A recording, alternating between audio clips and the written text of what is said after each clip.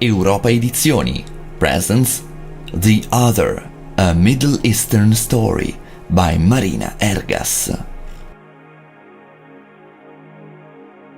This book deals with part of my story through the events of 1967 when I left Italy to go to Israel, up to Israel's 50th anniversary, the Palestinian Nakba. The story focuses on my mental attitude towards the enemy through the description of personal conversation I have had with Palestinian people over about 30 years. My aim is not to conduct a political or historical analysis of the conflict. The purpose of this book is to show the pain and the disappointment arisen from Yitzhak Rabin's assassination, from the change in Israel's government and the almost complete freeze of the peace process. It aims to express the fear for a further increase of extremist forces in the area and the hope that the two populations could live on, respecting each other and safeguarding human rights. The story begins when I was about 20 years old. I was a naive girl back then and I could not understand what was going on in the world. Therefore, I began to try to find my own way to make things right, to make the world a better place.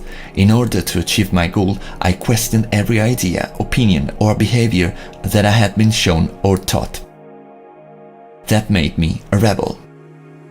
I was deeply disturbed by the middle-class life I was stuck in. I considered it shallow, spiteful, and except for a few occasions, stagnant. The two-faced behavior, the natural and the formal one, and the numerous compromises were absolutely ridiculous to me. In the meantime, what was happening in the outside world was catastrophic. The media talked about wars, massacres, atomic bombs, robberies and murder on a daily basis. Only the good news about new scientific discoveries offered a glimmer of hope. After such a devastating war, after the Holocaust, did that mean that nothing would change? 1967. At the end of April, the political situation in Israel kept exacerbating and the threat for a new war was real. Auschwitz was still a vivid memory. We wondered if we were at the gates of a second Holocaust.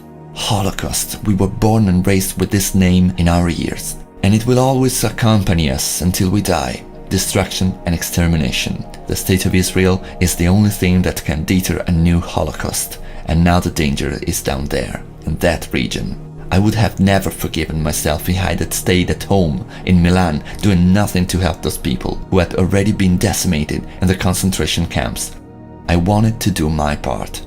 So I left, headed for a world I did not know. As a middle-class, well-educated, pampered, extreme left-wing Milanese young student, I became a peasant in a kibbutz in Israel, from Europe to the Middle East. For me, it was a primordial call. Almost an archetype to hold on to in order to make my life meaningful. I left with a thought in my mind: next year in Jerusalem, as I felt I was an active part of my people's history.